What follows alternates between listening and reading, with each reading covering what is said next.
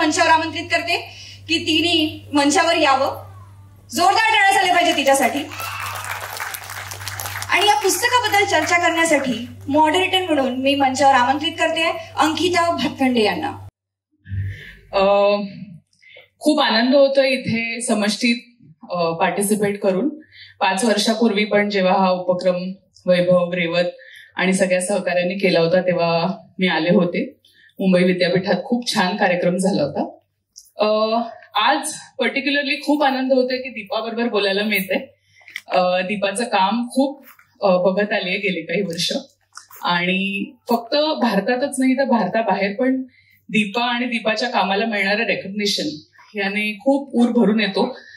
ज्या महिलांसाठी दीपा काम करते आता तिच्या इंट्रोडक्शन मधून सांगितलं. माझी आणि दीपाची पहिली ओळख जस्ट एका मिनिटात सांगेन.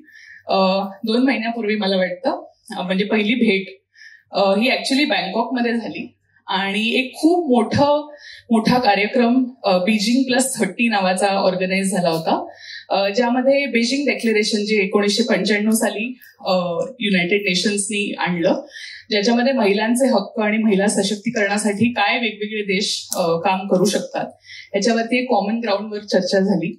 आणि दर 5 वर्ष, 10 वर्ष, 20 वर्ष, 30 वर्ष असं त्याचं एक आता आपण कुठे आहोत त्या डिक्लेरेशनला घेऊन आणि काय करण्याची गरज आहे पॉलिसी लेवलला, सिव्हिल सोसायटी लेवलला. त्यामध्ये दीपानी फक्त भारताचं नाही, भारताच्या महिलांचं नाही तर NTDNT कम्युनिटी, ज्याच्याबद्दल बरेच लोकांना कदाचित माहीत पण नसेल की हा समुदाय काय करतो, या समुदायाच्या अडचणी काय आहेत, यांचं रिप्रेझेंटेशन दीपाने ग्लोबल प्लॅटफॉर्मवर खूप छान पद्धतीने केलं. त्यामुळे आधी तिच्यासाठी आपण सगळ्यांनी टाळ्या वाजवूया. आणि त्यामुळे मला खूप आनंद होतोय दीपा तुझ्याशी बोलताना. सगळ्यात प्रथम मी इथे आपण जे सगळे जमलोय यांच्यासाठी आणि माझ्यासाठी स्वतःसाठी सुद्धा विचारेन की ज्या समुदायाबरोबर तू काम करतेस आणि ज्या कम्युनिटीमध्ये मधून तू स्वतः येतेस त्या NTDNT कम्युनिटीबद्दल फार कमी बोललं जातं. आणि जनरली जेव्हा सामाजिक विषमतेच्या चर्चा होतात तेव्हा आपण SC, ST आणि OBC ह्या कम्युनिटीज बद्दल खूप ऐकतो, रिसर्चमध्ये आहे, मीडियामध्ये आहे. तर तू थोडंसं सांगशील का की या समुदायाच्या बेसिक समस्या काय आहे, त्या समुदायाचं सध्याचं स्टेटस काय आहे, सोशल असेल, इकॉनॉमिक असेल, पॉलिटिकल असेल.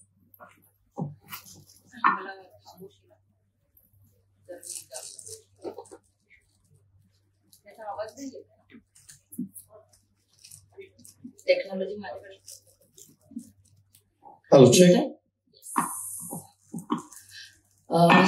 सर्वांना जय भीम. तुमच्यामधले बरेच चेहरे माझ्या ओळखीचे आहेत. काही लोकांबरोबर तर आम्ही 10 दिवस फिरायला गेलेलो आहोत. काही लोकांबरोबर खूप जवळून काम केलेलं आहे. काही लोक जिकडे काम करतात तिकडून आम्ही आर्थिक सपोर्ट घेतो. तो खूप वेगवेगळ्या अंगाने लोक जे आहेत ते काम आणि मला ओळखतात. आणि काही क्रिटिकही असू शकेल आणि कामाला काही फीडबॅकही असू शकतील. सगळ्यात अगोदर इकडे माझी मैत्रीण मालविका राज बसली आहे, जिने या पुस्तकाचं कव्हर पेज बनवलंय. तर खूपच पॉवरफुल कव्हर पेज होतं मालविकाने जे बनवलेलं. आणि जेव्हा मी तिला सांगितलेलं की मालविका अशी कल्पना आहे माझ्या डोक्यामध्ये, मला थोडंसं बायस्ड होतं की कसं कळणार त्या महिलांबद्दल ज्या महिलांची त्या पद्धतीने विजिबिलिटी मुख्यधारेमध्ये नाहीये. पण मला जे सांगायचं होतं मालविकाला की मला आमच्या बाया या रडक्या कांगावा करणाऱ्या नाहीयेत, त्या खूप संघर्षशील आहेत, त्या मेहनत करतात. तर तिने ज्या पॉवरफुल पद्धतीने ते कव्हर पेज निर्माण केलं तर समुदायातली पण कोणीही पितृसत्तेची ज्यांना थोडी वाळवी लागलेली ते कोणीच त्याला नाकारू शकलं नाही. तर खूप मोठं कॉन्ट्रीब्युशन आहे या पेजसाठी. तर थँक्यू सो मच. आता मी पुढे जाते आणि इकडे जे बसलेत अगदी पाठी थोड्या अंधारात पण बसलेत, तुम्हाला तर आम्ही दिसत असू. भटक्या विमुक्तांबद्दल जर सांगायचं झालं आणि मी काय हे पुस्तक लिहिलं आणि माझं कामही भटक्या विमुक्तांसोबत का आहे, तर माझा स्वतःचा जो अनुभव राहिलाय तो साधारण 30 वर्ष हा शिवडीच्या पुलाच्या लगत पालावर राहिला. आणि मी लहानपणापासून पाहिलं की माझी जी स्वतःची आई आहे ती भट्टीवर खूप राबते, ती खूप काम करते. आम्ही 5 बहिणी तिच्याबरोबर काम करतो आणि आजूबाजूचा जो भटका समुदाय आहे, मग आमच्या पालावर येणाऱ्या मुरळी, ज्याला तुम्ही देवदासी म्हणतात, ते लंगर नीट करायला आमच्या पालावर येतात. जे पण श्रमजीवी माणसं आहेत ते आमच्या पालावर येतात. पण जेव्हा मी शिकायला लागली, लग्न माझं खूप लवकर झालं, मला बाळ खूप लवकर झालं, आणि या सगळ्या याच्यामध्ये एक कास्ट जी आहे शिक्षणाची ती मी नाही सोडली. पण मला खूप प्रश्न पडत होते की आमचं राहणमान, आमच्या भाषा वेगळ्या आहेत, आमच्या मातृभाषा वेगळ्या आहेत, आमच्या सांकेतिक भाषा वेगळ्या आहेत. तर मग जेव्हाही मी अभ्यास करायला लागली तेव्हा माझ्या हातामध्ये जी लोकांनी पुस्तकं दिली की दीपा, जर फेमिनिझम बद्दल वाचायचं असेल तर तू अमुक याला वाच, तुला नारीवादाबद्दल जर वाचायचं असेल, तुला फेमिनिझम समजून घ्यायचं असेल तर तू अमुक एक पुस्तकाबद्दल वाच. ती पुस्तकं काय वाईट नव्हती, त्या पुस्तकांपासून अर्थात मी शिकली, पण त्या साहित्याच्या क्षेत्रात कुठेही भटक्यांची अभिव्यक्ती कुठेही नव्हती. तर मला वाटलं की आम्ही सगळ्यात शेवटच्या लोकेशनमध्ये आहोत. म्हणजे तुम्ही जर सांगाल की एससी आणि एसटी यांच्या नंतरही, म्हणजे जिकडे आपण सांगू की एससी आणि एसटी ही जर झोपडपट्टीत राहतात किंवा पाड्यावर राहतात, तर त्यानंतर 15 मिनिटं रस्ता जो आहे तो सुसाट असतो, शांत असतो, आणि अगदी टाकून दिलेली जी जागा आहे तिकडे भटके राहतात. तर ब्लॅक फॉरेस्ट जेव्हा मी बघत होती तेव्हा मला माझ्या आईने सांगितलेली एक म्हण आठवली. आमचं पाल पडलेलं होतं पावसामध्ये आणि आम्हाला ते परत बांधायचं होतं. तर आम्ही जागा बघत होतो, तर आईने आमच्याच भट्टीच्या लगतची एक जागा बघितली जिकडे लोक शौचाला यायची, संडासला यायची. तर आम्ही त्यांना विचारलं, आईला विचारलं की आई आता आपण इकडे काय करणार आहोत? तर आई बोलली इकडे पाल बांधायचे. तर आम्ही लहान लेकरं सगळ्या बहिणी आम्ही सांगितलं इकडे पण कसं काय बांधायचं? तर आई बोलली की लोकांची हगणदारी ती आपली वतनदारी, लोकांची जी हगणदारी आहे ती आपली वतनदारी आहे. आणि ते स्टेटमेंट माझ्या डोक्यामध्ये एवढं फिक्स झालं की बाबा नक्की कोणत्या लोकांची वतनदारी आहे त्याचा शोध घ्यावा लागेल. आणि मग ज्यांची वतनदारी आहे त्यांनी का हगणदाऱ्या अशा मुक्त केलेल्या आहेत काही ठराविक लोकांसाठी, ते पण थोडंसं शोधून पाहावं लागेल. आणि त्यातून एकूण माझ्या जर्नीचा जो आहे तो प्रवास झालेला आहे असं मला वाटतं. आणि भटके विमुक्त कोण आहेत? मी कालच एका लेक्चरमध्ये होती, तर तिकडच्या एका अधिकाऱ्याने सांगितलं की आम्ही पारधी समुदायाबरोबर काम करतो आणि त्यांना डॉक्युमेंट वगैरे काढून देतो. आणि जेव्हा पारध्यांबरोबर गेलो तेव्हा आम्हाला एवढं वाईट वाटलं की ते कोणत्या स्थितीमध्ये राहतात, स्वातंत्र्याचा अर्थही त्यांना माहिती नाही. तर मला खूपच हृदयाला असं टोचलं जेव्हा त्यांनी सांगितलं की स्वातंत्र्याचा अर्थही त्यांना माहित नाही. तेव्हा मग त्यांना दुरुस्त करत मी सांगितलं, स्वातंत्र्याच्या खातीर जे तारेच्या कुंपणाच्या पलीकडे गेले, 1871चा क्रिमिनल ट्राईब ऍक्ट जो फॉर्म झाला, कारण का या देशातल्या ओरिजिनली आदिवासातल्या ज्यांना म्युझिक येते, ज्यांना आर्ट येते, ज्यांना भाषा येते, ज्यांच्या भाषेमध्ये, वागण्यामध्ये, व्यवहारामध्ये खूप डायव्हर्सिटी आहे, त्यांना कळलं स्वातंत्र्याची अस्मिता काय आहे. आणि त्यांनी क्रांतिकारकांना सपोर्ट केला, त्यांनी इकडच्या प्रोग्रेसिव्ह संस्थानक जे होते त्यांना सपोर्ट केला, राजांना सपोर्ट केला. शिवाजी महाराजांच्या छावा छावणीतले प्रमुख उमाजी नाईक हे रामोशी समुदायातले होते. आणि हा सपोर्ट केल्या कारणास्तव क्रिमिनल ट्राईब ऍक्ट फॉर्म केला गेला. आणि स्वातंत्र्याची परिभाषा ज्यांना सगळ्यात अगोदर कळली त्यांना डिटेन्शन कॅम्पच्या मागे जे आहे ते फेकलं गेलं. पण लिहिण्याचं आणखी एक कारण होतं की भगतसिंग शहीद झालाय आपल्याला माहितीये, गांधीजींनी देशाच्या स्वातंत्र्यासाठी आंदोलन केलं हे आपल्याला माहितीये. मग क्रिमिनल ट्राईब ऍक्टच्या अंडर जे तारेच्या कुंपणाच्या पलीकडे गेले ते स्वतंत्र भारतामध्ये अजूनही क्रिमिनलच राहिले, ते रिफॉर्म नाही झाले. टेक्स्टबुक मध्ये याचा कोणताही इतिहास जो आहे तो शिकवला गेला नाही. टेक्स्टबुकने हे शिकवलं की पारधी चोर असतात, घिसाडी बडबड करतात आणि अमुक एक जातीच्या जमातीच्या नादी लागू नका, ते गुंड आहेत, ते चोर आहेत. तर थोडक्यात सांगायचं झालं तर हे पुस्तक लिहिण्याचं बरंच कारण होतं, बऱ्याच वर्षापासून लिहायचं होतं.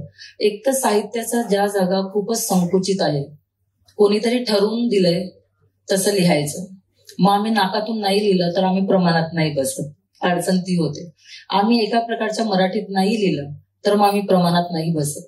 आताही पोलादी बायाला घेऊन काही प्रश्न मला लोक विचारतात की साहित्यात कसं पाहायचं, तर मग मी त्यांना सांगितलं की साहित्याची वेगळी ब्रांच म्हणून याला बघा, भटक्या विमुक्तांचं एक स्वतंत्र साहित्य म्हणून याला बघा. ठरलेल्या साच्यामध्ये कदाचित हे साहित्य बसणार नाही. आणि दुसरं, इकडे भटक्या विमुक्तांबद्दल मी सांगितलं, पण ब्रीफली मी सांगते की तुमच्या आजूबाजूला जेही असे समुदाय दिसतात जे कलेला घेऊन, भाषेच्या विभिन्नतेला घेऊन, मनोरंजनाला घेऊन उपजीविका चालवतात, मग ते रस्सीवर खेळ दाखवणारे, माकडाचे खेळ दाखवणारे लोक असो, पारधी असो, हंटर कम्युनिटी असो, मेळ्यामध्ये टॅटू काढणाऱ्या बाया असो, टोपल्या विणणाऱ्या बाया असो, माझा जो समुदाय जो लोखंडी अवजार हत्यारं बनवतो, लावणी करणाऱ्या बायका असो, कोल्हाटी समुदाय असो, असा समुदाय जो भाषा आणि कला यांच्या इर्दगिर्द राहतो तो भटका आहे. आणि साधारण भारताचा 10% पॉप्युलेशन हे भटका आहे. आणि मी शेवट पुढे अंकिताला प्रश्न विचारण्यासाठी थांबेल 1 ते 1.5 मिनिटांमध्ये, की का मग बायांबद्दलच लिहावं? कारण का मी फेमिनिस्ट आहे. आणि जेव्हा मला कळलं की माझ्या आतमधला जो आवाज आहे तो स्त्रियांच्या वतीने, लैंगिक अल्पसंख्याकांच्या वतीने, धार्मिक अल्पसंख्याकांच्या वतीने उभा राहतो, पण कोणाबद्दल बोलतोय साहित्याचं क्षेत्र, तर आपल्याला कळेल की साहित्याचं क्षेत्र जे बोलते ते वरच्या स्तरातल्या लोकांसाठी बोलतंय. कळतंय? भरपूर वरच्या मलई क्रीमी लेअरसाठी बोलतंय. मग मला मांडायचं होतं श्रमजीवी बायकांचं फेमिनिझम. कळतंय? मेहनतकश बायकांचं फेमिनिझम, ज्या कष्ट करतायत, ज्यांनी संशोधन केलंय, ज्यांनी ब्राह्मणी सौंदर्याच्या परिभाषा फाट्यावर मारल्यात, ज्यांची श्रद्धास्थानं अब्राह्मणी आहेत. कळतंय? आमची आई भट्टीवर काम करायची, पण तिच्या चेहऱ्याला राख लागली याची कधी लाज नाही वाटायची. कळतंय? इकडे आहो थोडासा खिळा ठोकून देता का म्हणणाऱ्या समुदायामध्ये एक माणूस येतो, खिळा ठोकून देतो आणि तो रंगीत प्रकारे बोलतो, अगं तुला अजूनही खिळा ठोकता येत नाही. कॉक्रोच दिसल्यावर आऊच म्हणून ओरडणाऱ्या बाया. ठीक आहे, इकडे आमच्या बाया साप उशाशी घेऊन झोपतात, माकडं आमच्या घरात असतात, त्या बैलाला एकट्या खुंटीला बांधतात. खिळा तो सोडा, माझी आई 25 किलोचा घन जी रपारप आपटायची की पुरुषांना घाम फुटायचा. मग घाबरते मेनस्ट्रीमिंगची व्यवस्था अशा लोकांना जे तुमच्या मुख्य धारेच्या सर्व्हायव्हिंग मेकॅनिझमला प्रश्न विचारतात की तुमच्या भांडवलाशिवाय आम्ही जगू शकतो, झिरो भांडवलावर, झिरो कॅपिटलवर आम्ही जगू शकतो. आमची संशोधनं आम्ही स्वतः केलेली आहेत. आमचं सर्व्हायव्हिंग मेकॅनिझम हे आमच्या हातात आहे. मी त्याला ग्लॅमराईज नाही करत आहे, त्याला चेक करते की तुम्हाला असं नको वाटायला की माझं असं मत आहे का की या लोकांनी हेच करत राहावं. तर एक मेनस्ट्रीमिंग आवाज पण येतो की आहे ते सोडून द्या, पण कोणासाठी? आम्हाला सांगता आहे ते सोडून द्या, बरोबर आहे, पण तुम्ही तुमचा बटू जर जानवं घातलेला आणि शेंडी घातलेला पिक्चरमध्ये दाखवला जातो तर तुम्ही तर तेही सोडायला तयार नाही आहात, एवढ्या शिकलेल्या असून. राईट? पण आम्हाला सांगता की कष्ट करणं, कला करणं, आर्ट जे आहे ते सोडून द्या. तर मला वाटतं की एका प्रस्थापित आवाजाला काउंटर करणं, एका सगळी संसाधनं गळपाटून बसलेल्या आवाजाला काउंटर करणं, आयतं एकलकोंड लाळगळ आयुष्य असताना तरीही कोणाच्या तरी वतन स्वतःच्या नावावर करणारी जी संपूर्ण संरचना आहे आपल्या आजूबाजूला, त्याच्या निमित्ताने पोलादी बायाच्या, ते पण मी त्याला लीड न करणं, माझ्या पद्धतीने ज्यांचे अनुभव आहे त्या बायाने त्यांना लीड करत स्वतःची अभिव्यक्ती करणं, मी त्यांना शब्दांसाठी फक्त मदत करणं, तो एक लार्जर. आणि मी आणखी तुम्हाला सांगेल की साहित्यच नाही, हा माझा पॉलिटिकल स्टँड होता. थँक्यू दीपा. आणि जसं आता दीपा तू म्हणालीस की लिटरेचर किंवा मेनस्ट्रीम लिटरेचर, आणि तू जे म्हणाली की ऑल्टरनेट लिटरेचर तयार करण्याची गरज का भासली, तर मला वाटतं ज्या क्षणी आपण मुख्य प्रवाहातलं लिटरेचर आणि ऑल्टरनेट लिटरेचर ह्यातला भेद कमी करून किंवा बंद करून दीपाचं पुस्तक हे मेनस्ट्रीम लिटरेचरमध्ये आहे असं म्हणू, त्या क्षणी कदाचित ते सक्सेस असेल आपल्या या मुवमेंटचं.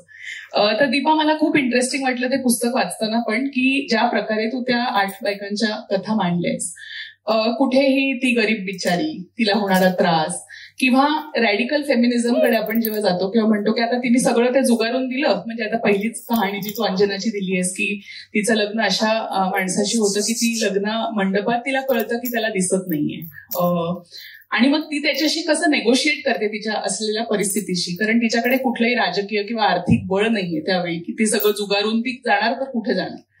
तर तू ह्या बायकांच्या ओव्हरऑल नेगोसिएशनकडे कसं बघतेस की त्या जे कष्ट तू आता म्हणालीस की कष्ट हे त्यांच्या आयुष्याचाच भाग आहे, म्हणजे त्यात त्यांना काही विशेष वाटत नाही, पण कशा प्रकारे त्या पिढ्यानपिढ्या या छोट्या छोट्या गोष्टीतनं त्यांचं फेमिनिझम घरात बसून समाजापर्यंत नेगोशिएट करतायत. काही एक्झाम्पल्स तुला या बायकांची द्यावीशी वाटली तर आपल्या प्रेक्षकांसाठी देऊ शकतो. खरं तर हे पुस्तक लिहिताना मी महाराष्ट्राच्या 20 जिल्ह्यांमध्ये फिरले सतत, आणि माझं बाळ खूप लहान होतं. फिरत असताना 12 इंटरव्ह्यू घेतले, 4 बायांचे इंटरव्ह्यू लिहून देखील ते इथिकल क्लिअरन्समुळे, म्हणजे मी ठरवलेलं होतं, कारण का पुस्तक लिहिणं माझ्यासाठी एक प्रवास असेल, मला लिहिता येतं, मी मांडेन, पण ते पुस्तक आल्यानंतर बायांच्या आयुष्यावर वेगळा परिणाम नको व्हायला. त्या तिकडे एकट्या असतील, त्यांना काही त्या प्रकारचं, ज्याला सांगू की त्यांच्यावर कोणत्याही प्रकारचा व्हायलन्स व्हायला नको, या सगळ्या गोष्टींचं हे पुस्तक लिहिताना खूप, ज्याला सांगू की एका प्रकारची बर्डन असतं तुमच्यावर, जेव्हा तुम्ही समुदायाच्या आतले असता, तुम्हाला स्वतःला लिव्ड एक्सपिरियन्सेस असतात. तर या पुस्तकामधल्या बायांना, जर प्रत्येक बाईला मी एक शेवटचा प्रश्न विचारला की तुम्हाला तुमच्या आयुष्याचं सक्सेस काय वाटतं, प्रत्येक बाईने, त्या 12-13 सगळ्या बायांनी एकच उत्तर दिलं की आम्ही जिवंत आहोत, हे आम्हाला आमच्या आयुष्याचं सक्सेस वाटतं, की आम्ही अजूनपर्यंत जिवंत आहोत. आणि मला एवढं भावतं या बायांचं फेमिनिझम, कारण का ते आर्टिफिशियल नाहीये. यांचं आयडेंटिफिकेशन ऑफ प्रिव्हिलेज यांना चांगलं माहितीये की आमच्याकडे काय आहे आणि काय नाहीये. पण फेमिनिझमच्या एका मुख्य धारेमध्ये, नारीवादाच्या एका मुख्य धारेमध्ये जर तुम्ही बघितलं तर बरेच नामांकित फेमिनिस्ट मरण्याच्या अगोदर सांगून जातात की जातीचा आणि फेमिनिझमचा काय संबंध, ज्याला आपण सांगू की लैंगिक ओळखीचा आणि फेमिनिझमचा काय संबंध. तसं या बायांचं नाहीये. त्या ट्रान्सपरंट आहेत, त्या पारदर्शक आहेत. उदाहरणार्थ माझ्या आईने त्या कठीण काळामध्ये मला शिक्षणासाठी सांगावं आणि 10 वेळा तिचं डोरलं मोडावं, त्या हगणदारीवर घर बांधावं.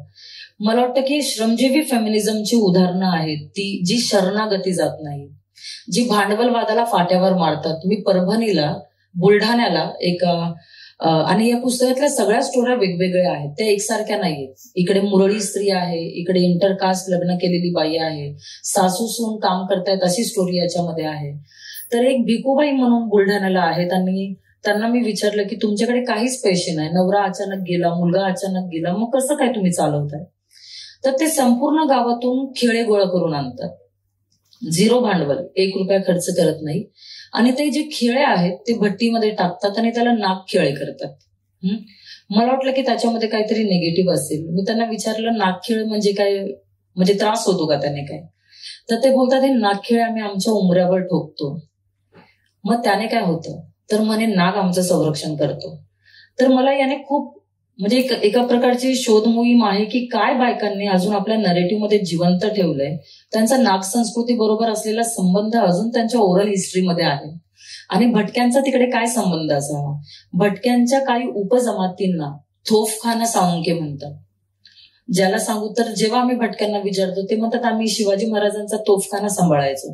या इतिहासावर संशोधनच झालेलं नाहीये. हा एवढा आयसोलेटेड इतिहास आहे, तर मग त्याला मॅनिप्युलेट करणं जे आहे ते सोपं होतं. आणि मला वाटतं की एक प्रस्थापित फेमिनिझमची जी झालर आहे, काय होतं ना अंकिता, जसं तू सांगितलं की मी याच्यामध्ये रडगाणं का नाही मांडलं, मी वास्तुस्थिती मांडली. रडगाणं मांडलं, या किती बिचाऱ्या, या किती शोषित. तर होतं काय, दीपा शोषितच राहते, दीपा वंचितच राहते, दीपा रडतच राहते. आणि मग दीपाच्या स्टोरीतली हिरोईन ही कोणती तरी सवर्ण बाईच असते. मग दीपा सांगणार की कुलकर्णी ताई होत्या म्हणून मी उभी राहिली, देशपांडे ताई होत्या म्हणून मी बोलू शकले, आमुगे ताई होत्या म्हणून मी मांडू शकली. या बायांची एजन्सी आणि ओनरशिप त्यांच्या हातामध्ये आहे. म्हणून ते फेमिनिझम मला खूपच ऑर्गॅनिक, नॅचरल, श्रमजीवी, प्रॅक्टिसिंग फेमिनिझम. काय फेमिनिझमच्या लँग्वेजमध्ये बोलणं आणि फेमिनिझम एक्झिक्यूट करणं स्वतःच्या पर्सनल लाईफमध्ये हे खूप चॅलेंजिंग आहे. म्हणजे दारू पिणारा जोडीदार असताना जा मी डोक्यावर पदर नाही घेत बोलणाऱ्या बाया, है ना. तू अंजनाच्या स्टोरीमध्ये बघितले, त्यांनी 18 वर्षापर्यंत स्वतःच्या पोरींची लग्न नाही केली. फॅमिली प्लॅनिंगसाठी त्या डॉक्टरला जाऊन बोलतात तुला कशाला माझ्या जोडीदाराची सही पाहिजे, मी सही करते, ती तुला बस नाहीये का?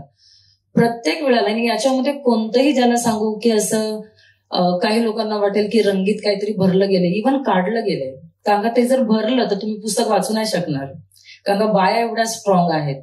एकेका बाईचा इंटरव्ह्यू मी 8-8 तास घेतलेला आहे आणि मी 2 महिने पुस्तक लिहू नाही शकले. कारण का ते सतत ऐकताना असं वाटतं की हे धाडस, या धाडसाला आपण ग्लॅमराईज करावं, या धाडसाला आपण मांडावं, की हे धाडस निर्मिती करण्याचं बर्डन या बायकांवर आणलंय, म्हणून आपण कोणाची तरी कॉलर पकडावी, नेमकं आपण करावं तर काय करावं.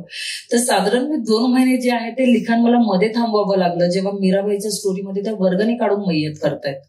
तर कुठे आहे हा समाज लोकेशनने उभा ते तपासून बघावं लागेल. आणि मग या जे माकडाचा खेळ दाखवणार आहे, आणि घिसाडी समुदायाचं जरी पुस्तक असेल तरी त्याच्यामध्ये जातीचं प्रतिनिधित्व नाहीये. ते प्रतिनिधित्व स्वरूपे सगळ्यात बायाबद्दल बोलते, भटक्यांच्या. तर मग या ज्या बाया जे टॅटू काढतात त्यांना आपण सांगतो कशाला रे टॅटू काढतात, 10-5 रुपयाच्या मेळ्यामध्ये छोड दो ना हो, छोड दो, कुछ पढो लिखो आगे बढो.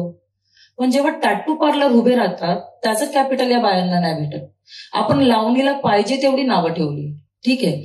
आज ती बॉलिवूडने चांगल्या पद्धतीने जी आहे ती उचलली. त्याच्यातलं शोषण, त्याचं डिस्क्रिमिनेशन, एक्सप्लॉयटेशन बाजूला काढून जर त्याच्यामध्ये राजकीय इच्छाशक्ती असेल, ऍडमिनिस्ट्रेटिव्ह कटिबद्धता असेल, साहित्यिक मॉरॅलिटी असेल, तर या काही गोष्टी करून मला वाटतं की ट्रेडिशन सोडावे धरावे ते त्या समुदायाने ठरवायला काय हरकत आहे. दीपा, आता तू म्हणालीस कलेबद्दल, आणि बरेचदा आपण असं बघतो की जी ऍक्च्युअल जिवंत कला आहे, जी हे समुदाय इतके वर्ष जोपासत आले, त्याला कॅपिटलिस्ट जसं तू म्हणालीस किंवा मार्केट व्हॅल्यू नाही, आणि ते खूप संघर्ष करतायत. टेक्नॉलॉजी येते, नवीन नवीन आव्हानं त्यांच्या समोर येत आहेत.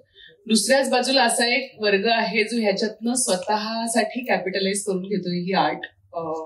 त्यांचा या आर्टशी, त्या लिव्ड एक्सपिरियन्सेसशी काहीच संबंध नाहीये, पण तो त्या आर्टचा फेस बनतोय. आपण हे सगळ्या कलांबद्दल बघतो, वारलीबद्दल बघतो, गोंड बद्दल बघतो. एक गोंडचं फ्रीज मॅग्नेट आपण परदेशात जरी गेलो तरी $5-5 विकलं जातं, पण ते त्या आर्टिस्टला किती पैसे देतात आपल्यालाही माहिती. तर ह्या महिलांना एक ऑन्टरप्रिनर म्हणून, किंवा ही जी ब्रिज आहे, ही गॅप ब्रिज करण्यासाठी काही काम आता भारतात किंवा महाराष्ट्रात होतंय का? किंवा अगेन, मला सेव्हियर कॉम्प्लेक्स इथे येऊ द्यायचा नाही की कोणीतरी येऊन त्यांना मदत करताय का, पण या महिलांना हे जे आत्ताचं चॅलेंज आहे, हे खरं चॅलेंज आहे, किंवा या समुदायाला, याकडे हा समुदाय कसं बघतो? आणि तुझ्यासारखी लोक जी मोठी संघटना चालवतात, तुम्ही त्यांच्यावर काम करताना तुमचे अनुभव काय आहेत या सगळ्या प्रोसेसमध्ये? अनुभव थोडे थोडे कडू आहेत आणि मिक्सी आहेत. जसं ऍक्च्युली ज्या कलांबद्दल खूप प्राईड हवं, खूप स्वाभिमान हवं, की याचं संशोधन आम्ही केलंय. मला साधारण 6 भाषा येतात. मला पारधी येते, लमानी येते, बंजारा येते, घिसाडी येते. मला समजते, कारण का आमच्या जवळपासच्या फॅमिलीतून येणाऱ्या त्या, म्हणजे भाषेच्या फॅमिलीतून येणाऱ्या त्या लँग्वेजेस आहेत. तर भाषेचा प्राईड कमी होतोय. माझ्या स्वतःच्या आयुष्याची सुरुवातच अशी झाली की मला माझ्या समुदायाचा डिसऑनर होता. मला लाज वाटायची की आम्ही भट्टीवर का काम करतो, आमच्या आई वडिलांचं मॅचिंग कल्चर का नाहीये, माझ्या इतरांसारखी पिन करून का नाही साडी नेसत, ती का पदर खोचून साडी नेसते. तर पिन कडून साडी नेसण्यापासून पदर खोचून साडी नेसण्याचा जो प्रवास आहे तो फेमिनिझमचा हे कळायला मला खूप उशीर झाला. आणि कलेच्या याच्यामध्ये आणि विशेष करून भाषेच्या याच्यामध्ये महिलांचं कॉन्ट्रीब्युशन आपण नाकारू शकत नाही. मी भटक्यांच्या पुरुषांना पण सांगते की तुमचा समुदाय बाळांनी जिवंत ठेवलाय, तर तुम्ही त्यांचे उधारी पात्र आहात. या मायग्रेशन मध्ये, डिझास्टर मध्ये, स्थलांतरांमध्ये या समुदायाच्या भाषा आजही जिवंत आहेत.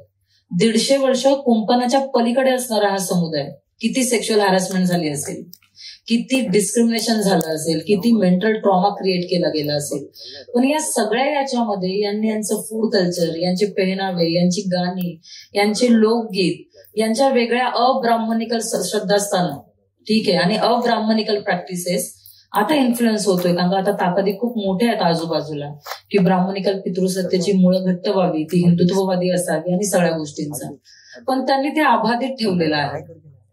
आणि मला वाटतं ना अंकिता, की म्हणजे व्यावसायिक तुम्ही कधी होणार, तर ते पण मला खूप आर्टिफिशियल वाटतं. की स्टार्टअप म्हणजे नेमकं काय, म्हणजे माझे आई वडील एवढ्याशा याच्यामध्ये एका पोत्यामध्ये सामान घेऊन ते कोणत्याही गावात भट्टी लावू शकतात. ही फ्लेक्झिबिलिटी आहे, ही मोबिलिटी आहे. पण त्याला जर तुम्ही सांगाल की 50,000चं रेंटवर एखादं ऑफिस घे, त्याला सुशोभित कर आणि तिकडे भट्टी सुरू कर, हा ब्राह्मणी सुंदरतेचा नमुना आहे. तो इकडे श्रमजीवी लोकांमध्ये नाही. टॅटू काढणाऱ्या बाईच्या हातामध्ये 1 इंजेक्शन असतं, 2 इंचच्या ज्या आहेत ते डब्या आहेत. जिकडे मिळा तिकडे तिचा उद्योग. काही जे समुदाय आहे ते बंदिस्त न होणाऱ्या समुदायांमधून येतात. ते खूप फ्लेक्झिबल आहे, त्यांची मोबिलिटी खूपच नदीसारखी आहे, नदीच्या प्रवाहासारखी आहे. पण हो, त्या दिशेनेही प्रवास करावा लागेल, कारण का मार्केट आता तसं जाते. पण मग प्रवास करत असताना म्हणजे मला असं वाटतं की जेव्हा आता आपण एज्युकेशन बद्दल बोलतोय, शिष्यवृत्त्यांबद्दल बोलतोय, भटक्यांबद्दल बोलत असताना मी खूप अस्वस्थ होते, कारण आमचा तर विकासाचा प्रश्न हा दुसरा आहे आणि अस्तित्वाचा प्रश्न हाच पहिला आहे. आमची पोरं जर आश्रमशाळेमध्ये किडे असणारा भात खातील, काय मोटिवेशन असेल त्यांचं स्वतःच्या कलेबद्दल, कळतंय? आश्रमशाळेचे अधीक्षक जर बोलत असतील, अहो सोडून द्या, त्या पोराबरोबर त्या पोरीबरोबर काम नका करू, ते काय करणार आहे गावडं, ते तसंच फिरणार आहे, ते आश्रमशाळेत फुकटचं खायला भेटतं म्हणून इकडे राहत आहे. तर कसं कलेच्या, भाषेच्या आणि एकूणच जगण्याच्या राजनीतीच्या स्टेबिलिटीसाठी कुठेतरी स्टेबिलिटी महत्वाची आहे. आणि जो समुदाय अगोदरच अनस्टेबल आहे, जो मायग्रेटरी आहे, जो पार्टली मायग्रेट करतो, जो सीझनल मायग्रेट करतो, एवढा इग्नॉर्ड कम्युनिटी ही आहे की फंडर कम्युनिटीकडे पण आम्हाला त्यांना एज्युकेट करावं लागतं. पण नंतर ते फॉर्म पाठवतात की त्यांनी आम्हाला कुठे एज्युकेट केले, ज्यांना एनटीडीएनटीचा एन पण माहिती नाहीये. इंटरनॅशनल लेवलला आपल्या गोधड्या विकल्या जातात. मी पाहिले एक्झिबिशनला, मी एका एक्झिबिशनला भटक्यांचं पाल पाहिलं आणि ते पाल बांधायला त्यांना 1.5 ते 2 लाखाचा जो आहे खर्च आला. त्याच भटक्याकडून जर बांधून घेतलं असतं तर त्यांनी 1500ला बांधलं असतं. तुम्ही श्रमाला मोबदला काय देताय? तुम्ही श्रमाचं ग्लोरिफिकेशन काय करताय? श्रमाच्या सौंदर्य शास्त्राला कसं फाट्यावर मारताय? श्रमाचं सर्व्हायव्हिंग मेकॅनिझम कसं डिस्टर्ब करताय? आणि कसं सगळ्यांना एका साचेबंद पद्धतीने जगायला लावतायत? रिग्रेसिव्हनेस तिकडे सुरू होतं. ते व्यावसायिक आहेत, पण हे भांडवलवादी व्यावसायिक नाहीयेत, हे कॅपिटलिस्ट व्यावसायिक नाहीयेत, हे नॅचरल ऑर्गॅनिक व्यावसायिक आहेत. मला वाटतं होण्यामध्ये काय हरकत नाहीये. पण सध्या तरी एक बैल विकत घेतला तर अफगाणिस्तान, भूतान, श्रीलंका, पाकिस्तान, भारत असे फिरून आलेले नंदीबैलवाले, नागपंथी, डावरी गोरस्सावी माझ्या परिचयाचे आहेत. पोतराज जेव्हा स्वतःला चापकाने मारतो त्याला दुखत नसतं, त्याच्या पाठी सायन्स आहे, त्याला कधीच दुखत नाही. तो चाबूकच त्या प्रकारे बनवले की त्याला क्षण मात्र दुखणार नाहीये. त्याच्या पाठचं सायन्स, त्याच्या पाठचं संशोधन, समुदायाने दिलेले त्याच्या पाठचं इन्व्हेस्टिगेशन, कॉन्ट्रीब्युशन, याचं रिकग्नायझेशन कुठे आहे? मग आपल्या इकडे खूप एलिट हट बनतात सरकारच्या योजनेतून. त्या हटमध्ये बसणारी लोक कोण आहेत? बजेटरी प्रोव्हिजन काय या प्रकारच्या स्किल अपलिफ्टमेंटसाठी? माझं काय मत आहे की मी गाडिया लोहार आहे, मी घिसाडी आहे, आमच्या लोकांना द्या की ट्रेन भरतीमध्ये आरक्षण, त्यांना घ्या, आम्ही लोखंडाच्या आजूबाजूलाच कामं करणार आहे. टॅटू पार्लर निर्माण करू द्या बायकांना. आमच्या चिंदी विकणाऱ्या समुदायाबरोबर आमचं काम चालतं. सतत बाया जेव्हा पण जातात बिल्डिंगमध्ये त्यांना सांगतं काय भिकाड्याप्रमाणे ही कामं करतात. त्या दिवशी मी सर्च करत होती, चिंदी विकणारे ऍप आले. मग होतं कसं ना, ही खूप रिव्हर्स प्रक्रिया. आम्हाला माहितीये तुमच्याकडे काय, आमच्या डोळ्यात खुपतंय तुमच्याकडे काय. मग आम्ही सांगणार लय घाण आहे रे, डाग लागलाय तुझ्या कपड्याला, काढतो शर्ट. नंतर धुवून भिवून आम्हीच तो प्रिंट करून मार्केटमध्ये आणखी जास्त महाग विकणार. त्या पद्धतीचे पॉलिटिक्स मला वाटतं की सगळ्या भटक्यांच्या कला, म्हणजे राजा हिंदुस्थानीतलं परदेसी परदेसी जाना नाहीचं बंजारा सॉंग असेल, काय याचं कॉपीराईट आहे? आमच्या भाषेचं, शब्दांचं कोणत्या प्रकारचं कॉपीराईट आहे? कोण जाऊन याला पेटंट करणार आहे? माझे वडील ज्या प्रकारचे अवजारं बनवायची, भारताच्या टोकाटोकातून लोक त्याच प्रकारची अवजारं बनवून घ्यायला यायची. पण जेवढं इंडस्ट्रियलायझेशन झालं, ज्या प्रकारचे हार्डवेअर आले, या अवजारांच्या किमतीच गेल्या. त्याच्यामुळे कलाकार जो आहे तो बिनडोक नाही ठरत ना. कारागीर तर कारागीर आहे, कलाकार तर कलाकार आहे. तर आपल्या भारताचं सगळ्यात मोठं दुःख आहे, एक, श्रमाला आपण फाट्यावर मारतो. श्रम करणाऱ्या समुदायाला बिनडोक आणि गाढव समजतो. श्रम करणाऱ्या समुदायाची मुख्य धारा आपल्याला समजतच नाहीत आणि त्या ब्राह्मणिकल पेट्रियार्कीला समजूनही घ्यायच्या नाहीये, कारण का त्यांना कळेल की आम्ही एकलकोंडे आयतखोर आहोत, ते उघड पडेल. कळते? पदर खचून 25 किलोचा घन मारणारी बाई जर बघितलं तर सोफेस्टिकेटेड कम्युनिटीला किती ते म्हणजे अडचण आहे ना त्या गोष्टींची. सुई लागली तर आऊच करणारी बाई आणि स्वतः सुयाने टॅटू काढणारी बाई, याच्यामध्ये किती फरक आहे.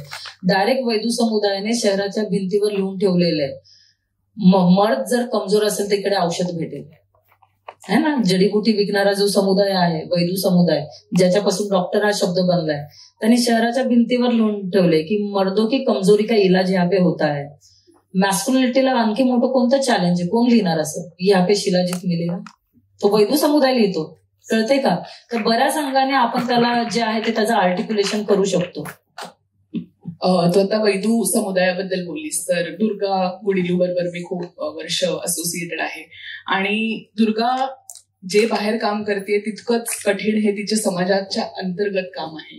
जात पंचायत आहे, त्यांचे जे नियम आहेत ते मोडून काढणं असेल किंवा शिक्षणाबद्दल अवेअरनेस असेल. कारण तू जसं म्हणालीस की त्या समुदायाला दिसतंय की आपली मुलं जरी शिकली तरी बाहेर शेवटी त्यांना ऑपॉर्च्युनिटीज खूप कमी आहेत. कारण तू जसं ब्राह्मणी पितृसत्तेबद्दल बोललीस, एकीकडे तर समाजाचा अख्खा क्रिमिनलाइज आहे, दुसरीकडे इकॉनॉमिक ऑपॉर्च्युनिटी नाहीये, तिसरीकडे सेक्शुअलायझेशन आहे महिलांचं या कम्युनिटीमधलं.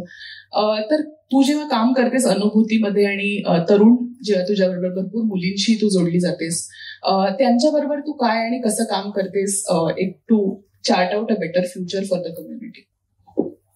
मी माझ्या पर्सनल आयुष्यामध्ये जे बघितलं त्यालाच मॉड्यूल म्हणून वापरलं. एक्झिस्टिंग मॉड्यूल आमच्यावर लागू पडत नाही.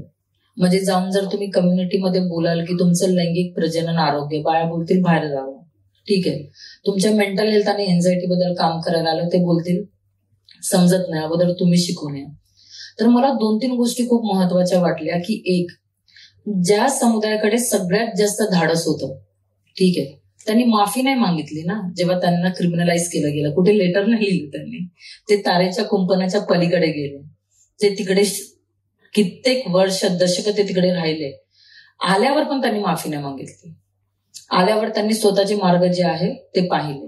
पण मला दिसलं की या सगळ्या वर्षांमध्ये झालं काय, तर वेगवेगळ्या तऱ्हेने आमचं धाडस खूप तोडलं गेलं. म्हणजे सांस्कृतिक धाडस तोडलं गेलं, आर्थिक धाडस तोडलं गेलं, पॉलिटिकल तर धाडस निर्मितीच होऊ दिलेली नाहीये. म्हणजे वोट कोणाला टाकायचं इकडे पण लोक घाबरू शकतात. तर अनुभूतीचं जे मला संस्थेला प्रमोट करायला अजिबात आवडत नाही. म्हणजे माझा तो कणा नाहीये की मी संस्थेला प्रमोट करू. पण माझं काम जे चालतं आणि ते कोणत्या उद्देशाने चालतं की सगळ्यात पहिला माझ्यासाठी सॉलिडारिटी हा व्हॅल्यू आहे. की ज्या समुदायाकडे कोणीही बघत नाहीये ते एकमेकांकडे बघतायत का. त्यांच्यामध्ये जसं पितृसत्तेचं विष इकडे पण आहेच की, पुरुष प्रधानता नाहीये का, तर ती इकडे पण आहे. ती प्रत्येक स्टोरीमध्ये दिसते. पण त्याच्यामध्ये डिफरन्सेस आहे, कळते, त्याच्यामध्ये डिफरन्सेस आहे, भयंकर डिफरन्सेस आहे त्याच्यामध्ये. आम्हाला आठवतं की आमचे वडील त्यांच्या ताटातल्या मटणातल्या बोट्या आमच्या ताटात टाकायचे आणि खा म्हणायचे. तर मी हे नक्की बघितलं की इकडे डिफरन्सेस आहे, पण ते तेवढे विषारी नाहीयेत जेवढे विषारी वरच्या बाजूला आहेत. वरची जी लेअर आहे ना, त्यांची बायांची मुंज नाही झाली ते कधी प्रकर्षात नाही आणणार की आमच्याकडे हे होत नाही. उपनयनाचा अर्थ नाही सांगणार, कळतंय. त्यांच्यावर होणाऱ्या अन्याय अत्याचाराबद्दल एखादी बाई सुसाईडने जरी गेली तरी ते पब्लिकली नाही सांगणार की कोणतं मेंटल ट्रॉमा तिकडे होतं आणि काय झालं. इकडेही नक्की पितृसत्तेची आणि पुरुष प्रधानतेची मुळं आहेत. आमचं मुख्य काम आहे की आम्ही यांना यांच्या मुख्य धारेवर कसा ट्रस्ट बिल्ड करावा. कारण का जी इन्फिरियर वाटते स्वतःला, जी गिल्ट वाटते स्वतःला, आपण नाकारे आहोत का, आपण लायकच नाहीयेत का, ताई ते बघून का हसतात आपल्याला. ताई ते नंदीबैल जरी घेऊन गेलो तर कुठेतरी बाळ चोरीला गेलं पण गाव आम्हाला मारायला आलं. ते सारखं विचारतात कानात काय घालताय, तुम्ही अशाच रंगाचे कपडे काय घालताय. मला विचारलं जायचं 12वी पर्यंत कोणत्या भाषेत बडबड करते, पण ती भाषा आहे ते समजायला लोकांना खूप वेळ लागला. तर मग डिग्निटी आणि ज्याला आपण सांगू की जे समाज मन खूप क्रूर आहे, खूपच हायरार्कीने व्यापलेलं आहे, तर त्यांनी जी क्रूरता निर्माण केली आहे त्याच्यानी फायटिंग करण्यासाठी ह्युमॅनिटी तर ग्रो करावीच लागणार आहे अंतर्गत समुदायाची. तर ती प्रतिकार क्षमता आपण कशी ग्रो करावी. म्हणजे माझ्या अनुभवातून आलं की बाबा टॉयलेटला जायचं असेल तर काही समुदायाच्या घरामध्ये 2 माणसांसाठी 2 टॉयलेट आहेत. काही लोकांसाठी त्यांच्या कम्युनिटीमध्ये समोर वास मारत असणारं टॉयलेट आहे. आणि काही लोक उघड्यावर जातात तरी महाराष्ट्र ओपन डेफिकेशन फ्री होतो. आणि जर ते उघड्यावर जातात तरी कॉलर त्यांचीच पकडली जाते. कितीतरी घटना अशा आहेत की रेल्वे ट्रॅकवर भटक्यांची लोक मेलेली आहेत, साप चावून जी आहेत ती मेलेली आहेत. तर मग स्वतःची ह्युमॅनिटी इन द सेन्स फिजिकलच्या पलीकडे जाऊन सोशल, पॉलिटिकल, कल्चरल ह्युमॅनिटी आपण कशी बिल्ड करावी त्याच्याबद्दल चर्चा होणं गरजेचं आहे. आणि माझ्यासारखी जी फळी निर्माण होते आता, ती जेव्हा या युवकांच्या पुढे उभी राहते, नेतृत्वांच्या पुढे उभी राहते, तेव्हा एक ट्रस्ट बिल्ड होतो. कारण का काय होतं ना, भटके बघायला गेलं तर फंडिंगच्या दृष्टिकोनातून लय भारी कम्युनिटी आहे. आपल्या इकडे वर्नबिलिटी सगळ्यात महाग आहे. मग होतं काय की तुम्हाला कशी भूक लागते हे कोणीतरी तुमच्यापेक्षा जास्त व्याकुळ होऊन समजवू शकतं प्लॅटफॉर्मवर. की थांब 1 मिनिट थांब, मी सांगते भूक कशी लागते, ज्याने आत्ता पोट भरून खाऊन ढेकर दिलेली आहे, कळतंय. तर मग या सगळ्या गोष्टींवर जर काम करायचं असेल तर यस, बाबासाहेबांनी जे सांगितलंय की शिकावं लागेल, संघटित पण व्हावं लागेल आणि संघर्ष आपल्याला करावा लागेल. तर भटक्यांची संघर्ष निर्मिती कशी होईल, त्यांची मेन स्ट्रीमिंग एज्युकेशन आणि आपलं कम्युनिटी एज्युकेशन, आपलं हिस्टॉरिकल एज्युकेशन, या सगळ्याला साधत बाबा आपण आहोत कोण, लोकांना आपण वाटतो कोण, आपल्या अडचणी कोणत्या, आपल्या अडचणीचे मार्ग कोणते आणि हे किती विखुरलेले आहेत त्याच्यावर आम्ही सतत बोलतो.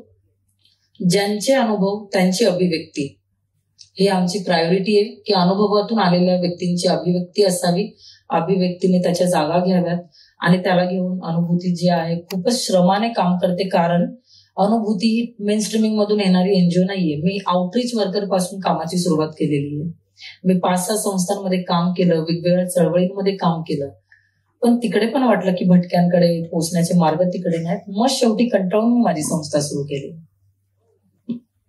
दीपा, तू जे सगळे सांगतेस आणि तुझं पुस्तक ह्यात एक खूप कॉमन थ्रेड आहे की शिक्षण आणि तुला जो पर्स्पेक्टिव्ह दिला आणि आज तू हे विषय तुला आधी माहिती होते ते तू जगलीयस, पण तू ते ज्या फ्रेमिंग मधनं बघतेस, कारण तुला आता इथलं आणि तिथलं, तू जसं म्हणालीस की कुंपणाच्या अलीकडचं आणि पलीकडचं दोन्ही माहिती आहे. तर शिक्षणाचं महत्व आणि या कम्युनिटीमध्ये त्याच्यासाठी येणाऱ्या अडचणी, कारण मायग्रेटरी कम्युनिटी आहे, सतत एका जागेवरून दुसऱ्या जागेवर जाते.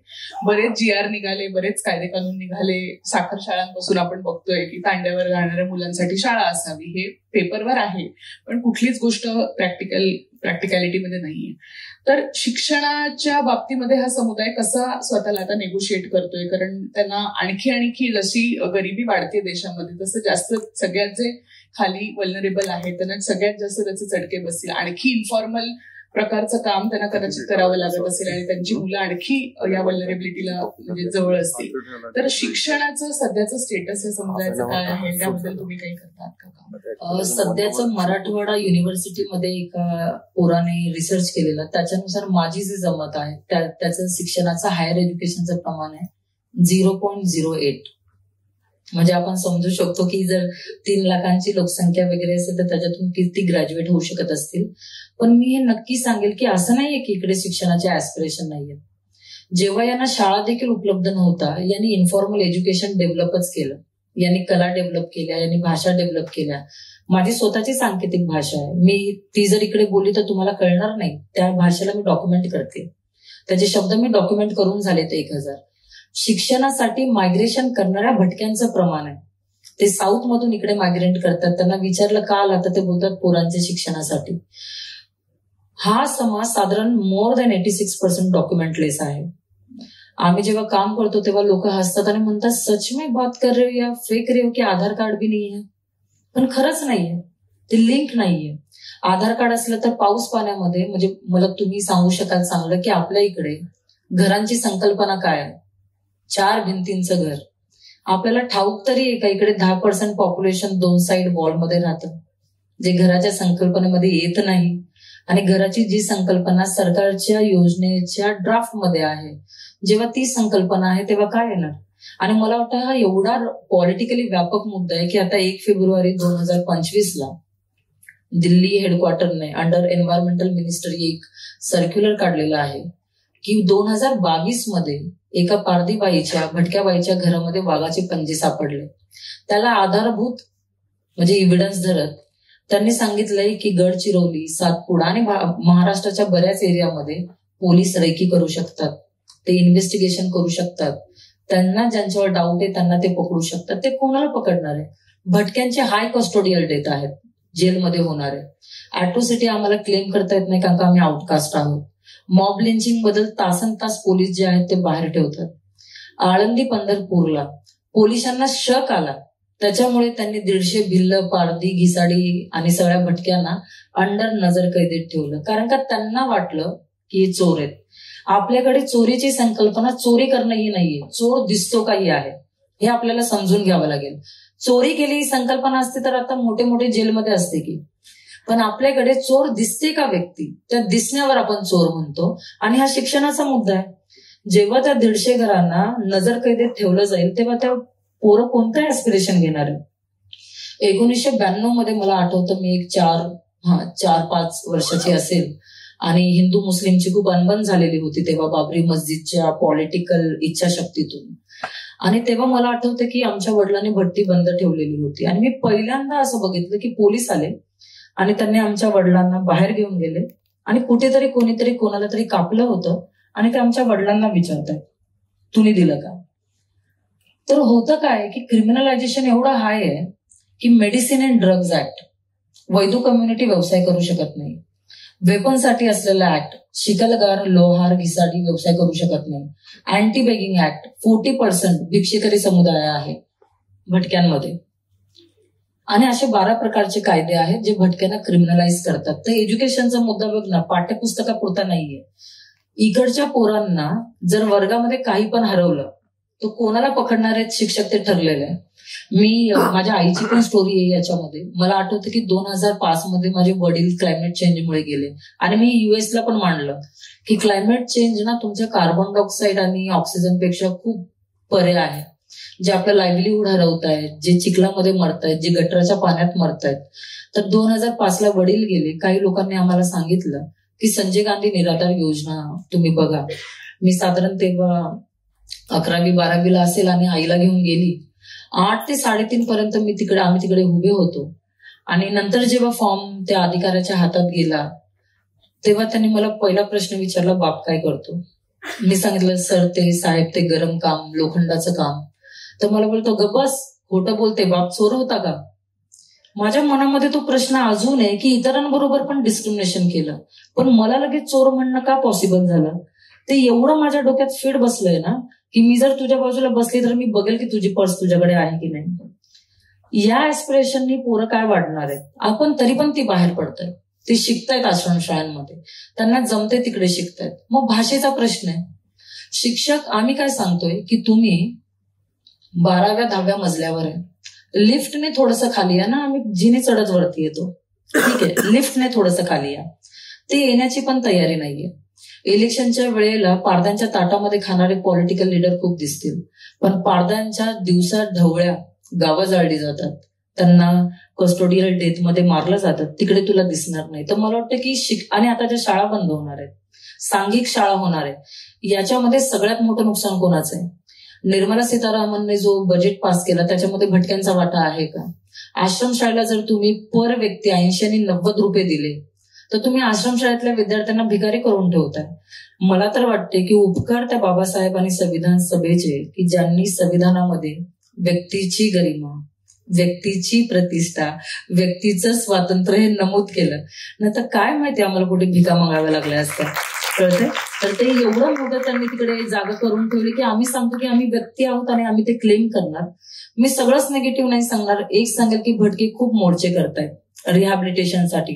पुनर्वसन शाळेचा मुद्दा आहे, सॅनिटेशन शाळेचा मुद्दा आहे, न्यूट्रिशन शाळेचा मुद्दा आहे, सामाजिक सुरक्षा शाळेचा मुद्दा आहे. मोनालिसा कुंभमेळ्यामध्ये 3 लाखाचं कर्ज काढते, बघितलं ना तुम्ही प्रत्येकाने याच्यावर युट्यूबवर. ती ऍडोलेसंट पोरगी आहे, तिच्या पाठी सगळे व्हिडिओ घेऊन फिरतायत, पण तिकडचे जे डिसिजन मेकर आहे ते एक स्टेटमेंट पास करत नाही की याला पॉक्सो म्हणतात, है ना? ही अडचण आहे आपल्या इकडची की डिसिजन कोणासाठी घेतले जातात, ते स्टेबलसाठी घेतले जातात का? भटके त्यांच्या विचारात पण आहेत का? तर नाहीयेत. तिकडे मोनालिसा बरोबर हे झालं आणि आमच्या पालावर आमच्या मुलींची एव्हर्टिझिंग सुरू झाली की काय तू मग मोनालिसाची बहीण आहे का? आहेतच सुंदर, भटक्यांचे समुदाय खूप सुंदर आहेत म्हणून कॉलर पकडाल का? काहींचं सौंदर्य सोज्वळ आणि काहींचं सौंदर्य जे आहे ते सेक्शुअल हॅरॅसमेंटसाठी उपलब्ध आहे का? तर या सगळ्या गोष्टी एज्युकेशनच्या आहेत माझ्या दृष्टिकोनातून. दुसरं की सिटीजन अमेंडमेंट बिल बद्दल जेव्हा चर्चा होते, ज्यांनी या देशाचा पाया रचण्यासाठी सगळ्यात मोठं कॉन्ट्रीब्युशन दिलं त्यांचं इतिहासात नाव नाही. ते आजही क्रिमिनल आहेत, ते रिफॉर्मर नाही. तारेच्या कुंपणाच्या नंतर आल्यावर एज्युकेशन पॉलिसी, कल्चरल पॉलिसी, आमचं पॉलिटिकल रिप्रेझेंटेशन शून्य आहे, कोणी बोलणारं नाही. या सगळ्यानंतर जेव्हा आता आपण एज्युकेशन बद्दल बोलतोय तेव्हा मुस्लिम समुदायाचं एक चांगलं किमान डिबेट तरी झालं की आपण सीएच्या अंडर स्वतःला कसं बघावं. भटक्यांना तर ज्ञानही नाहीये की सीएच्या अंडर आम्ही परत तारेच्या कुंपणाच्या पलीकडे जाणार आहोत. भटके हिंदू आहेत, शिकलगार शीख आहेत, भटके मुस्लिम आहेत, कळतंय? आम्हाला दंगल परवडत नाही, आम्हाला हेट्रेट परवडत नाही, आम्हाला गुरुना परवडत नाही, कारण का पटकन तर पाला जाळणंच सोपं आहे ना. तर या सगळ्या अवस्थेमध्ये किती हा व्यापक मुद्दा आहे की भटक्यांचे एक मूल शिकावं. एक दिपा शिकण्यासाठी किती फॅक्टर्स तिकडे कामी येत आहेत. तर हा खूपच सर्वसमावेशक असा मुद्दा आहे. आणि जेव्हा मी समष्टी हे नाव मला पहिल्यापासून खूप आवडतं आणि सम्राट अशोकांना जेव्हा मी वाचते तेव्हा मला कळतं की त्यांनी सामूहिक अस्तित्वाचा सिद्धांत मांडलाय. को एक्झिस्टन्ससाठी बघावं लागेल की आपल्याला अस्वस्थ होत आहे का. काही लोक जेव्हा ग्लासमध्ये पाणी पितात तर त्यांच्या पाण्याला गटराचा वास यावा आणि काही लोकांच्या अंगावर प्युरिफाईड पाणी नसेल तर अंगावर काटा यावा. संडासला जायला वेगळी चप्पल, बागेत जायला वेगळी चप्पल असावी आणि काही लोकांची पोरं पायापासून वरपर्यंत सडलेली असावी. तर मला वाटतं की माझ्यासाठी का कनेक्ट करते या प्रकारचा माहोल जे पण मित्रमैत्रिणी ऐकतात की सामूहिक अस्तित्वासाठी सामूहिक अनुभूती खूप गरजेची आहे. सामूहिक जाणीव, सामूहिक नेणीव खूप महत्वाची आहे. आणि त्या नेणीवेतून, त्या जाणीवेतून एक समष्टीचं बंड पुकारलं जातं, तेव्हा कुठेतरी परिवर्तनाची जी आहे ती सुरुवात होऊ शकते. दीपा, मला माहितीये तू हे सगळं बोलतेस, पण हे कठीण आहे, हे सोपं नाहीये. हे तुझ्यासाठी कठीण आहे कारण इथे शेवट तुला माहित नाही आणि सुरुवात पण आता असं वाटतं की इथं खरी सुरुवात आहे. म्हणजे तू जे सांगतेस की फंडामेंटल गोष्टी ज्या आहेत, एज्युकेशन आहे, हेल्थ आहे, इथेच आधी काही झालेलं नाहीये किंवा बदल झालेला नाही. किंवा भटक्यांना तू जसं म्हणालीस की ती एक राजकीय कॉन्स्टिट्युएन्सीच अजून नाहीये कोणासाठी, त्यामुळे त्यांच्या दृष्टीने काही काम करणं खूप दूर आहे. तर मेंटल हेल्थवर तू खूप काम करतेस आणि मला असं वाटतं तो खूप एक म्हणजे तू आपण बरेचदा अंडरलाईन होत नाही हा मुद्दा की कशा प्रकारे या समुदायांचं इतकं क्रिमिनलायझेशन होतं, डे टू डे इतक्या प्रकारचे आघात त्यांच्यावर होतात. अशा परिस्थितीमध्ये सर्व्हाइव्ह करणं आणि मग बंड जसं तू म्हणालीस पुकारणं, ह्याच्यासाठी लागणारी स्ट्रेंथ ही बोलणं खूप सोपं आहे, पण डे टू डे बेसिसवरती ती कुठून येते. तर तू स्वतः तुझा वैयक्तिक प्रवास टुवर्ड्स बेटर मेंटल हेल्थ आणि मग तू ते कसं त्या समुदायाबरोबर काम करताना तुझे अनुभव किंवा तू कशा प्रकारे त्यांचं ओव्हरऑल अपलिफ्टमेंट, मेंटल अपलिफ्टमेंट करण्याचा प्रयत्न करतेस हे थोडंसं सांग. मला आठवतं की साधारण माझी 12वी झाली होती आणि मी कॉलेजमध्ये सेकंड होती, कॉमर्स साईड. मी इकॉनॉमिक्स कॉलेजमधून टॉप केलेलं आणि त्याच्यानंतर मला 3-3.5 रुपयासाठी कॉलेज जे आहे ते थांबवावं लागलं. दरम्यान माझं लग्नही झालं. पण लग्न होण्याच्या अगोदर एक गोष्ट माझ्या हातात झाली की मला वाटतं की जर मी काउन्सिलरकडे गेली असती तर कदाचित मला डिप्रेशन असतं. माझं डिप्रेशन मधून मे बी तेव्हा डिटेक्ट झालं नाही, माझ्याकडे हेल्पलाईन्स नव्हत्या, काही नव्हतं, पण मी खूपच शांत झाली, खूप गिल्टमध्ये गेली की मी फर्स्ट क्लास आहे, मी सगळं केलं, माझ्या समोर सगळे डिग्री कॉलेजला जातात आणि असं हे काय झालं की बाबा माझं एज्युकेशन मध्ये राहिलं, लग्नाच्या गोष्टी आहेत, सगळं वेगळं, की असं वाटतं की आपणच नालायक आहोत. आणि त्या ज्या अवस्थेमध्ये मी गेली, मला शूद्र पूर्वीचे कोण होते हे पुस्तक मी पोलादी बायात पण लिहिलं, ते माझ्या आयुष्याचं मेंटल ट्रीटमेंट होतं. बाबासाहेब माझे मेंटर झाले आणि शूद्र पूर्वीचे कोण हे पुस्तक, मी खूप लहान होती, मला भाषा कळत नव्हती, मी ते पुस्तक 15 वेळा वाचले, त्याहूनही जास्ती वाचले. ते पाठ झालं माझं पुस्तक, मी एवढ्यांदा वाचलं आणि मी एवढं आर्टिक्युलेशन केलं. मी अकॅडमिक मध्ये पहिल्यापासून चांगली, मला अभ्यास प्रचंड आवडतो, वाचायला प्रचंड आवडतं, लिहायला आवडतं. आणि शूद्र पूर्वीचे कोण होते यांनी मला उत्तर दिलं की जातीच्या परिघामध्ये ज्यांना नेमलं गेलं, तुम्ही ज्यांना जातीच्या परिघाच्या बाहेरही टाकलं गेलं, ही व्यवस्था त्यांना घाबरते, ही व्यवस्था त्यांच्याशी भयभीत आहे, त्यांच्या श्रमाशी भयभीत आहे, त्यांच्या स्ट्रॅटेजीशी भयभीत आहे, ती एवढी भयभीत आहे की ती फोर्स लावते. तर मला तेव्हा जाणवलं की जर मला कोणत्या काउन्सिलरने काउन्सिलिंग केली असती तर कदाचित त्यांनी मला एखादी गोळी दिली असती, सांगितलं असतं की तू हे कर, कारण का आपल्याकडे मेंटल हेल्थ खूप इंडिव्हिज्युअलिस्टिक आहे, व्यक्तीच व्यक्तीच्या मेंटल हेल्थसाठी जबाबदार आहे. तुम्ही जर त्रासामध्ये आहात तर तुम्ही पुस्तक वाचा, तुम्ही गाणी ऐका, तुम्ही सोलो ट्रिपला जावा, तुम्ही छान छान कपडे घाला. खूप आर्टिफिशियल सोल्युशन आहेत. बाबासाहेब आपल्याला मेंटल डिग्निटीच्या मुळापर्यंत घेऊन जातात.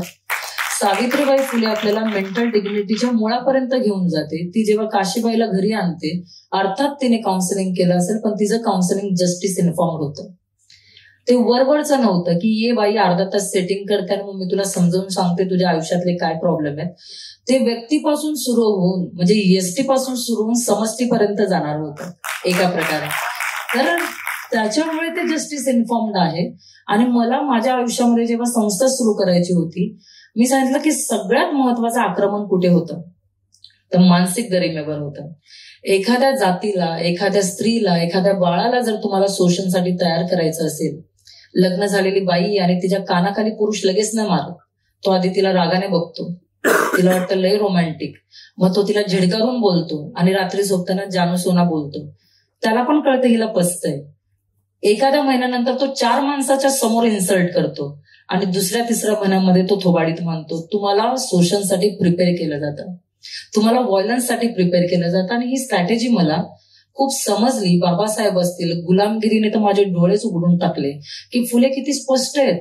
त्याला मारायला आलेल्या मारेकऱ्यामध्ये ते परिवर्तन करतात, कारण का तो मारेकरी कोणत्या लोकेशनचा आहे ते त्यांना माहिती आहे. ते त्यांना क्रिमिनलाइज नाही करत, ते त्यांना लिडरशिप मध्ये आणतात. आणि हे सगळे परिवर्तनाचे मॉड्यूल खूप महत्वाचे आहेत. आणि मेंटल हेल्थच्या कॉन्टेक्स्टमध्ये मग मी ते मॉड्यूलच असे तयार केले जे जस्टिस बद्दल बोलतील. आताही केसी कॉलेजला मी सकाळी होती आणि तिकडे मानसिक न्यायाचंच आमचं सेशन होतं.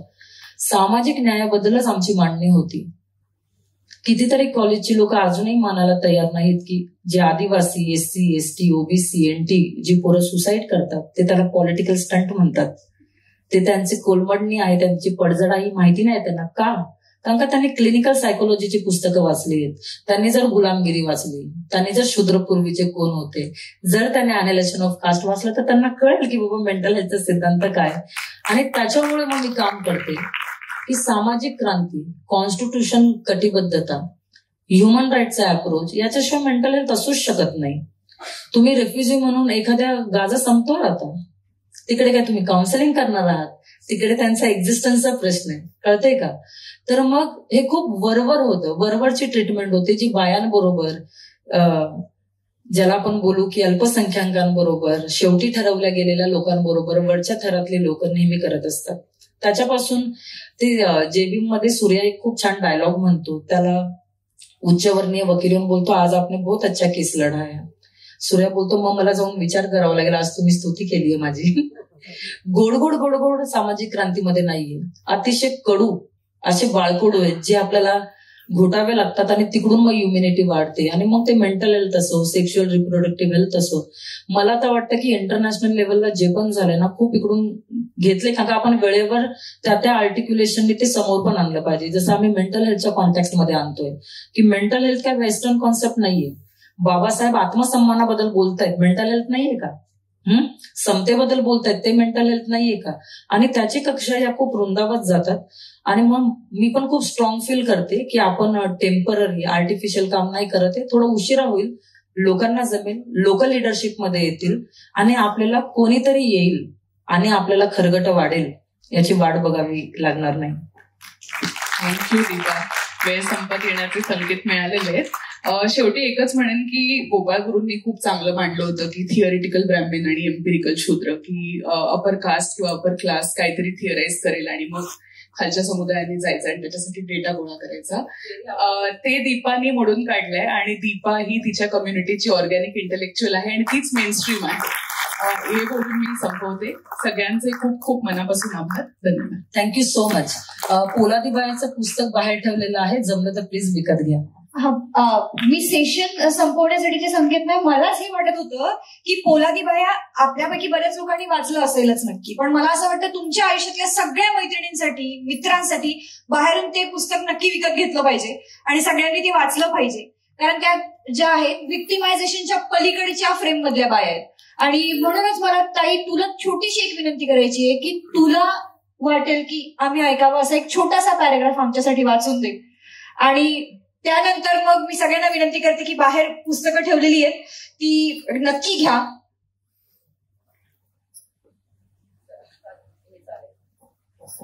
ऍक्च्युली भिकूबाई ज्या आहेत या स्टोरी मधल्या मला खूप प्रेरित करतात. त्या अगदी भारती पवार पर्यंत जातात घराच्या प्रश्नासाठी. छायाबाई हायकोर्टमध्ये केस लढतायत स्वतःच्या घराच्या प्रश्नासाठी. तर इकडे एक पॅराग्राफ आहे. भिकूबाई सांगते, मुलगा जाऊन 2 वर्षे देखील पूर्ण झाली नव्हती, त्यात कोरोनाची लाट आली. आम्ही कसे जिवंत आहोत हे आश्चर्य आहे. 20-25 दिवस येथून तेथून किमान पोट भरेल एवढी भाजी भाकर मिळाली. कोरोना काळात स्वतःचे व कुटुंबाचे अस्तित्व टिकवणे शक्य नव्हते. कष्टणाऱ्या, राबणाऱ्या लोकांचे मदतीचे हातच कमी आले. कुठून मीठ कुठून पीठ गोळा करत घास मुटका तयार करावा लागला. आम्हाला कोरोनापेक्षा जास्त भुकेने मरण्याचीच भीती अधिक होती. या महामारीचे या समूहावरील परिणाम हे दुर्गामी आहेत. त्यावर स्वतंत्र लिहिणेच योग्य ठरेल. म्हणजे भिकूबाई इकडे हे म्हणतात, मला तर हा बायांनी सांगितलेलं सगळंच खूप महत्वाचं वाटतं आणि ते मला आता माझ्या स्वप्नात पण येतं ते सगळं, की या बाया काय म्हणतायत. पण इकडे जरी मी हे वाचलं नाही तरी माझी स्वतःची आई म्हणते की श्रमाला पर्याय नाहीये. इकडे विश्वास करा, तुम्हाला कोणीही आयतं देणार नाहीये. माझ्या आईने जे मला सांगितलं ते मी इकडे माझी लेखीत तिला पण सांगते की बघ, आयतं काहीच मिळणार नाहीये. कारण का आपण आयते मिळणाऱ्या वंशाच्या शिलेदारातून येतच नाही, आपल्याला श्रमच करावे लागणार आहेत. तर माझी आई मला नेहमी सांगायची की काहीतरी जर करायचं असेल श्रमच करावे लागणार आहे. अंजना जी आहे या गोष्टीतली, तिचं बोचक्याचं घर असतं आणि ती बोचक्याचं घर 10 दिवसामध्ये ट्रान्सफॉर्म करते. ती बोलते आमच्या नजरेला सौंदर्य दिसतंय ना, इतर जे सौंदर्य ठरवतात त्याच्यावरून आम्ही का सुंदरता ठरवावी आमच्या गोष्टींची. तर मला तोच भक्कमपणा या फेमिनिस्ट बायांचा वाटतो की या शरणागती जात नाही, या मॅनिप्युलेट होत नाही, या सरेंडर करत नाही, या विड्रॉ करत नाही. मग नेमकं फेमिनिस्ट कोणाला म्हणावं. तर मला वाटतं की प्रस्थापित फेमिनिस्टसाठी पोलादी बायाच नाही, मला वाटतं की भटक्यांनी, वेगवेगळ्या समुदायाच्या मार्जिनलायझेशन मधून येणाऱ्या बायांचे जे अनुभव आहेत ते गाईडलाईन नक्की ठरू शकतात. भारी वाटते ऐकता सारं काही समष्टीसाठी 2025 ही खरी समष्टी आहे. ही खरी समष्टी आहे.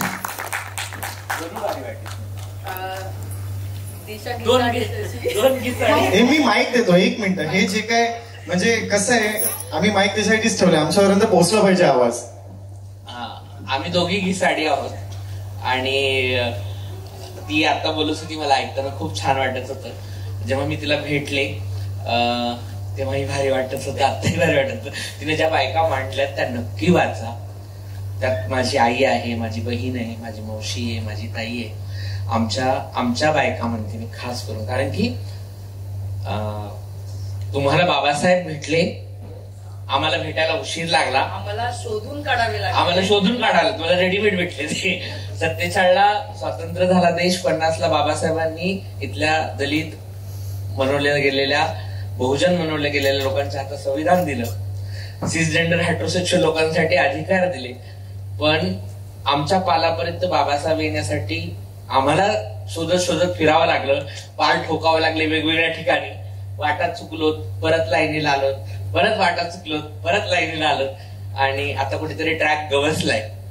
आणि दीपाला ऐकताना असं वाटतं की आता खऱ्या अर्थाने पोलादी बायकांची एक मोठी टीम तयार होईल.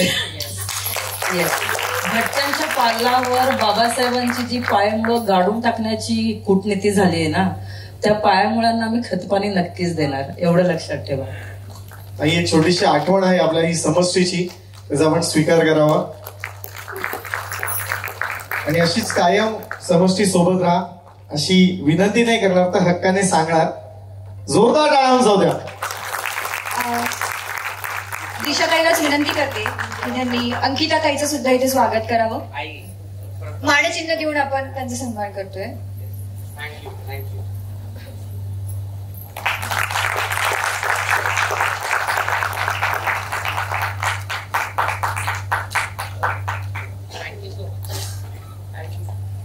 Thank you so much. अक्षरशः म्हणजे असं पटकन उठून यावं असं वाटत होतं, पण मी स्वतःला थांबवलं. मी याच्यासाठी वरती आले की आता आपण पद्मश्री नामदेव ढसाळ यांच्या फाउंडेशन मार्फत तुम्ही जे म्हणताय ते काम आपण करायला सुरुवात केली आहे.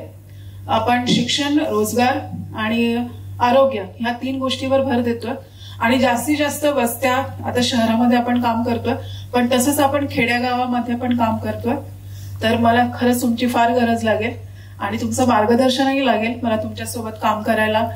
अख्ख्या दलित आपलं नामदेव ढसाळ फाउंडेशनची टीम आहे आपली, ती सगळी तुमच्या सोबत असेल.